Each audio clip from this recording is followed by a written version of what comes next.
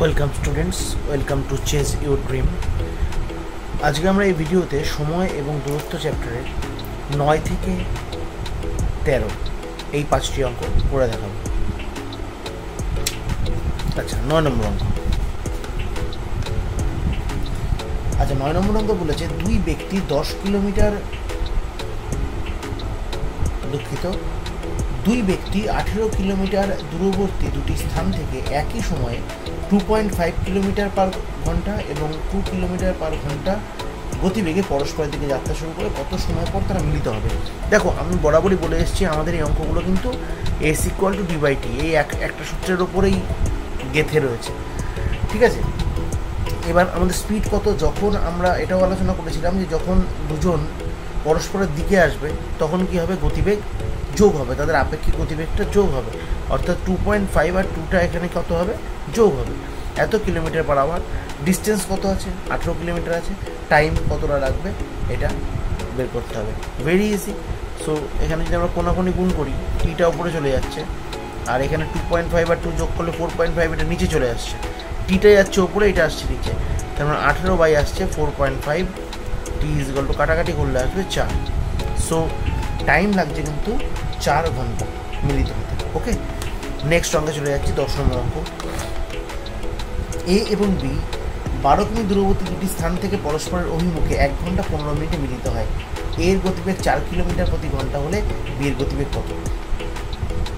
একই ধরনের অঙ্ক, একই প্যাটার্নের অঙ্ক, শুধু ডেটা আলাদা এবং একটা ইনফরমেশনকে অল্টার করে দিয়েছে।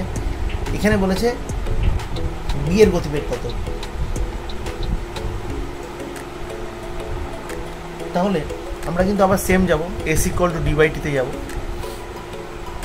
এখানেও কিন্তু পরস্পরের অভিমুখে, অর্থাৎ এখানে দুজনের গতিবেগ অ্যাড হবে, কিন্তু গতিবেগ এখানে একজনের দেওয়া থাকলেও আরেকজনেরটা নেই। সুতরাং আমরা বি এরটাকে গতিবেগটাকে বি ধরে নেব, যেহেতু বি এর গতিবেগটা নেই, এটাকে বি ধরে নেবো এবং যোগ করে দেবো। ডিস্টেন্স কত আছে, ডিস্টেন্স আছে 12 কিলোমিটার এবং সময় লাগছে 1 ঘন্টা 15 মিনিট। 15 মিনিটকে তো এখানে টোটালটাকে মিনিটে লেখা যাবে না, কারণ এখানে পুরো কিলোমিটার পার ঘন্টা চলছে। সুতরাং এখানে 15 বাই আমরা কী লিখবো, 60 লিখবো, যাতে এটাকে আমরা ঘন্টায় প্রকাশ করতে পারি। তাহলে 4 plus B is equal to আসছে 12 বাই 5/4, और 4 plus B is equal to 48/5। अच्छा, তাহলে বি ইজ ইকুয়াল টু আসছে 48/5 মাইনাস 4। আমরা যদি লসাগু করি কত আসছে, 48 মাইনাস 4 5, এখানে আসছে 20/5, অর্থাৎ এখানে আসছে 28/5।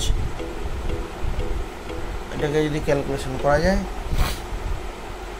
5 পূর্ণ 3/5 কিলোমিটার পার আওয়ার। ঠিক আছে, সুতরাং আমাদের কিন্তু এখানে সুন্দর একই প্রসেসে আমরা যাচ্ছি। অঙ্কগুলো কিন্তু এভাবে করলে খুব সহজেই তোমরা ক্যালকুলেশন করে বের করে ফেলতে পারবে। আচ্ছা, আমরা পরের অঙ্কে যাচ্ছি, 11 নম্বর অঙ্ক। 11 নম্বর অঙ্কে কী বলেছে, যে দুই ব্যক্তি সাইকেলে চেপে 85 কিলোমিটার দূরবর্তী দুটি স্থান থেকে একই সময়ে 10 কিলোমিটার পার ঘন্টা এবং 12 কিলোমিটার পার ঘন্টা বেগে পরস্পর অভিমুখে যাত্রা শুরু করলো।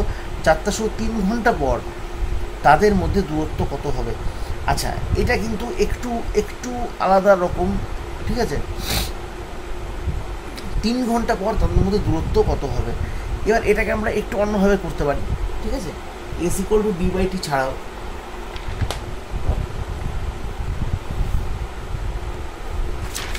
যদি আমরা S equal to D by টিতে যাই, এখানে আসছে কি,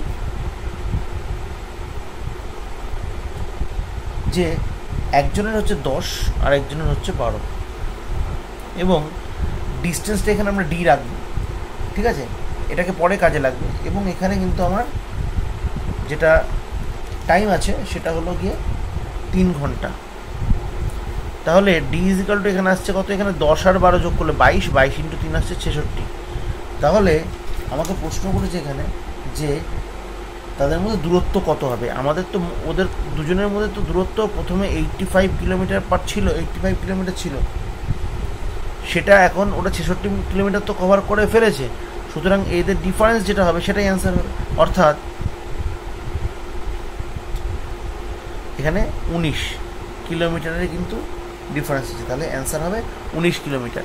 এছাড়া এই অঙ্কটা আরেকটা যেভাবে করতে পারো সেটা হলো,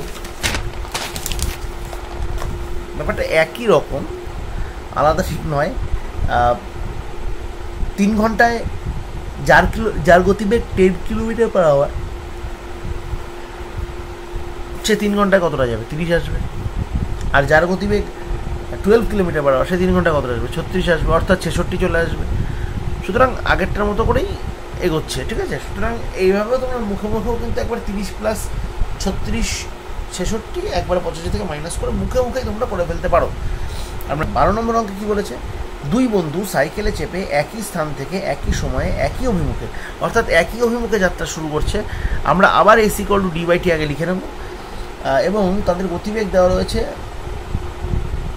25 কিলোমিটার পার ঘন্টা এবং 22 কিলোমিটার পার ঘন্টা, এবং 5 ঘন্টা পর তাদের মধ্যে দূরত্ব কত হবে? তাহলে 25 কিলোমিটার পার ঘন্টা আর হচ্ছে 22 কিলোমিটার পার ঘন্টা, যেহেতু একই অভিমুখে যাচ্ছে গতিবেগ বিয়োগ হবে। ডিস্টেন্স আমরা বের করব, টাইম হচ্ছে 5 ঘন্টা। কোনাকুনি গুণ করলে এখানে আসছে কত?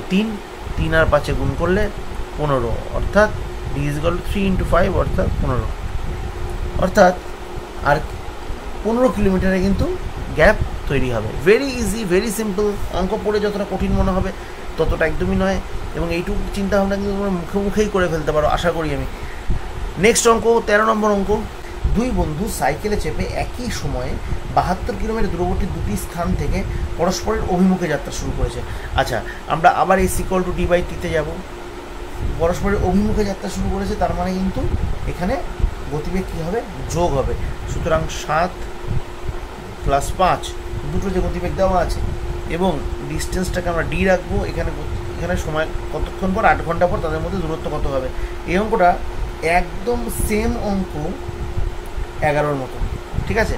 একদম সেম অঙ্ক 11-র মতো। যাই হোক, আমি করেই ফেলেছি। এখানে তাহলে কত হচ্ছে? 7 আর 5 12 × 8, 8 × 96, অর্থাৎ এরা কিন্তু অলরেডি 72 কিলোমিটার ডিস্টেন্স কভার করেও আরও এক্সট্রা চলে গেছে, এবং এর থেকে দ্বারা আমরা 72 যদি মাইনাস করি তাহলে আমরা পাবো আর কত এক্সট্রা গেছে, অর্থাৎ এখানে কিন্তু 24 কিলোমিটার ওরা এখন বর্তমানে আবার দুজনকে ক্রস করে, দুজন দুদিক থেকে এসে ক্রস করে দুপাশে চলে গেছে, অর্থাৎ 24 কিলোমিটার হচ্ছে বর্তমানে এদের দূরত্ব। ভিডিও ভালো লাগলে অবশ্যই চ্যানেলটি সাবস্ক্রাইব করে দিও, এবং এরকম আরও অঙ্ক পেতে লাইক, কমেন্ট এবং শেয়ার করো, এবং সাবস্ক্রাইব করো, এবং ভিডিওটি শেয়ার করে দাও। আর অঙ্কের সাথে থেকো। Till then, good bye.